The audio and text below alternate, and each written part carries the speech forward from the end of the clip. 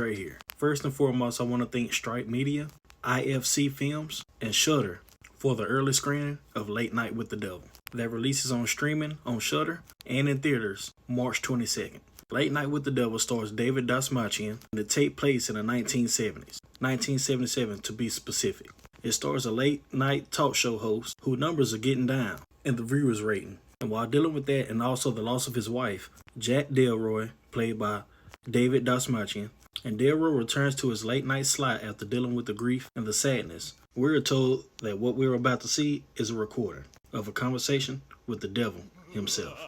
First and foremost, the production of Late Night with the Devil is very nicely done from the introduction section. And just by watching it, you get a feel that is really done in the 1970s. You're watching a movie based in the 1970s, and it actually looked like a show from the 1970s. And as far as the acting, Dastmalchian, he stole the stage, no pun intended. He brought this character to screen perfectly.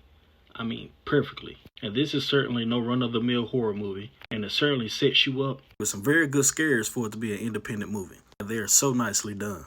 And this movie definitely have the hair standing up on the back of your neck, and have you sitting and jumping at the edge of your seat. And the slow build-up sets you up for the shock. There are some comical moments that you will actually see on a talk show of this sort, such as when the medium on the show that's dealing with the position of the girl, and that's not a spoiler because it's in the trailer, and the audience ridicules until he comes upon two women in the audience and touches on their loss. But certainly after that, things take a turn for the worse. As the movie moves along, it gets more and more into the realm of horror and strangeness. And as it progresses, going along with the teenager and the parapsychologist, you are starting to feel unease at the way that the movie is going.